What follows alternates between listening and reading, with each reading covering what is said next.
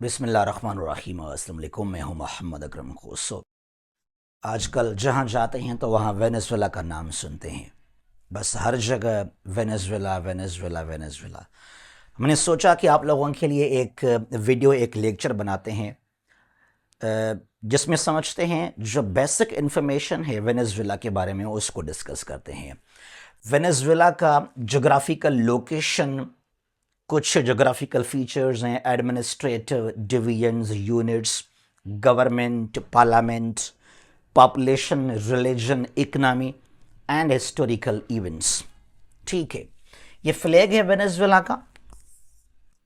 ये south America है। South America में है टोटल 12 कंट्रीज, जिनमें से एक कंट्री है वेनेजुएला भी। ये है वेनेजुएला, बिल्कुल northern part of South America. जो साउथ अमेरिका है उसके बिल्कुल जो उसका नॉर्दर्न साइड है वहां है वेनेजुएला। कराकास इसका कैपिटल सिटी है। Caracas, Caracas the capital city of Venezuela. इसका लोकेशन नॉर्थ में है, कैरेबियन सी।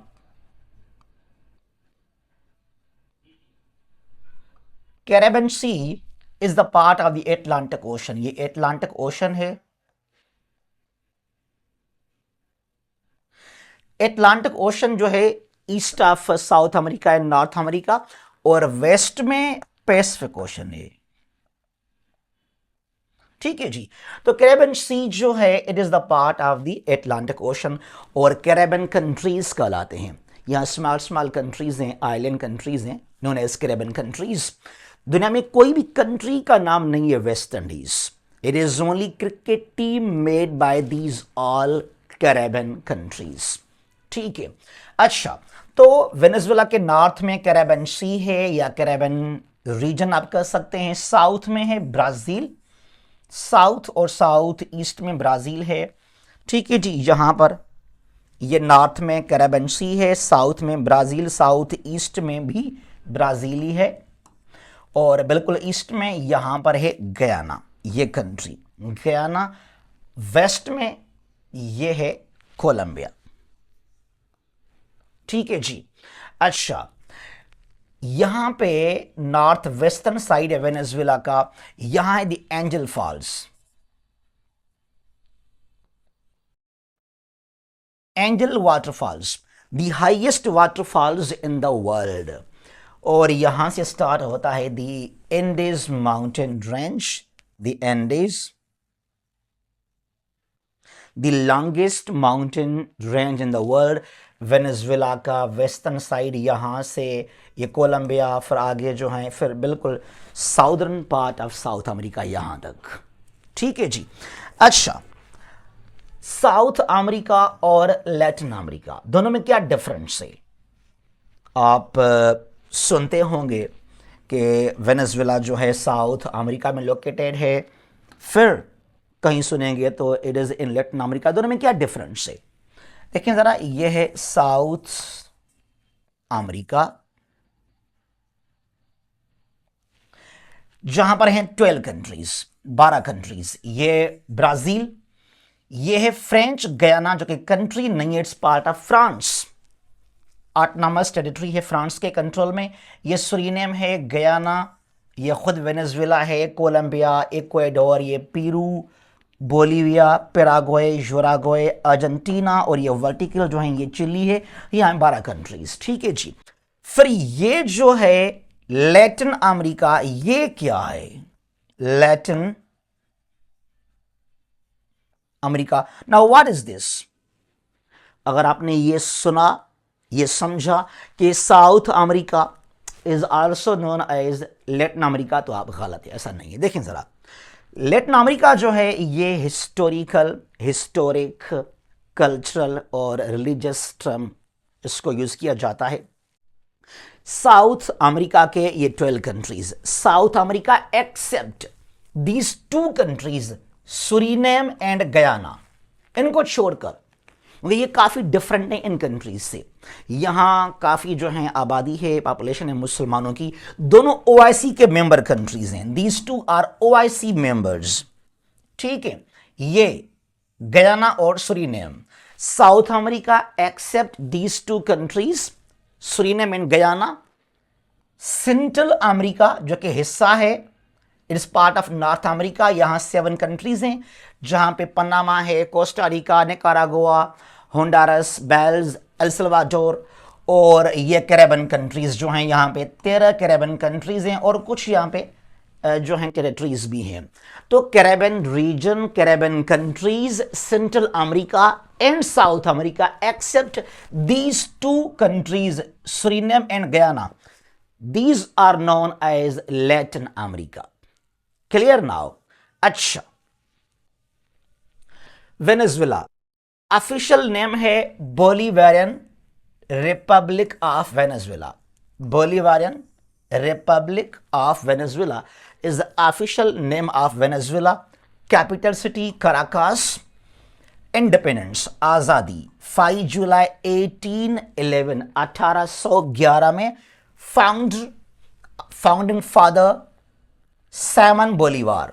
ये बहुत बड़ा रेवोल्यूशनरी लीडर सैमन बोलीवार।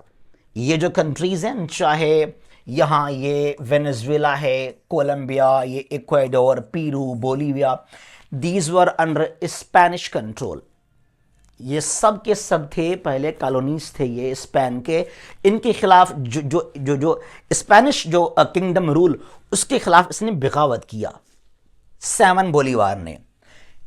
1810 से लेकर 23 तक, known as the war of independence of Venezuela, Venezuelan war of independence कहलाता है ये। 1810 to 1823 fought by Simon Bolivar, और इसने शिकस्त दिया जो हैं स्पेनिश फोर्सेस को और आज़ाद किया न सिर्फ वेनेजुएला को बल्कि कोलंबिया है, बोलीविया है, पेरू है, इन सब को। ठीक है जी। अच्छा, यहाँ स्टेट्स 23 हमारे पास सूबे हैं, प्रोविंसेस हैं, यहाँ पर हैं 23 स्टेट्स, और ये है कैपिटल डिस्ट्रिक्ट कराकास। जो कैपिटल सिटी है वो किसी भी प्रोविंस में, सूबे में या स्टेट में काउंट इसको नहीं किया जाता। ठीक है। अच्छा, area 9,12,050 square kilometres, 9,12,050 square kilometre इसका जो है एरिया है, और ये है 32nd नंबर पर इन टर्म्स ऑफ एरिया, यानी पाकिस्तान से थोड़ा सा बड़ा। हमारा पाकिस्तान है 33rd नंबर पे, ये कुछ ज्यादा लार्ज है पाकिस्तान से। ठीक है। और आबादी काफी कम है, 31.5 मिलियन पॉपुलेशन है अभी ये, यानी कि 3 करोड़ 15 लाख अभी 2025 में, इसकी 25 में हो चुका है, दिसंबर की बात है ये। ठीक है जी। रिलीजन यहाँ पे 93% क्रिश्चियनिटी यानी कि ईसाई हैं, और 6% जो हैं ये अथियज्म, कोई मजहब नहीं है, कुछ और यहाँ पे लोग रहते हैं। करेंसी है बोलीवार, करेंसी है। जीडीपी $83 बिलियन, काफी कम है, हालांकि ऑयल रिच कंट्री है, लेकिन यहाँ पे सैंक्शंस है तो उसके लिए जो है इतना आउटपुट नहीं है ऑयल का। $83 बिलियन जीडीपी है। पर कैपिटा इनकम है 3,100 पर कैपिटा इनकम। क्या होता है? यानी कि average income of a citizen in a year. हमारा जो है पाकिस्तान का तकरीबन 1700 है अभी पर कैपिटा इनकम, और यहाँ 3100। देखा जाए हमसे कुछ ज़्यादा है, लेकिन जो यहाँ आयल है, रिसोर्सेज हैं, तो बहुत कम है ये। गवर्नमेंट है फेडरल प्रेसिडेंशियल। एक होता है यूनिटरी, जहाँ जो पावर्स हैं, powers are centralised in unitary government, और ये क्या है? Federal presidential. Federal when the powers are decentralised, जो यूनिट्स हैं, सूबे हैं, उनके पास काफी पावर्स हों, अख्तियार हों। ठीक है जी। और सदारती निजाम है, यहां पर है सदर। ठीक है जी। असेंबली जो पार्लियामेंट है वो है नेशनल असेंबली पार्लियामेंट, और एक ही हाउस है, इट इज यूनिकैमरल। हमारे पास है बाइकैमरल, 2 हाउसेस हैं, अपर लोअर, यहां एक ही हाउस है, that is known as national assembly. ठीक है जी। तो ये कुछ बेसिक इंफॉर्मेशन अबाउट वेनेजुएला, जो कुछ यूएस ने किया, जो कुछ ट्रंप ने किया इसके साथ, वो काफ़ी गलत किया. It is against the UN charter and international law. अल्लाह हाफिज़.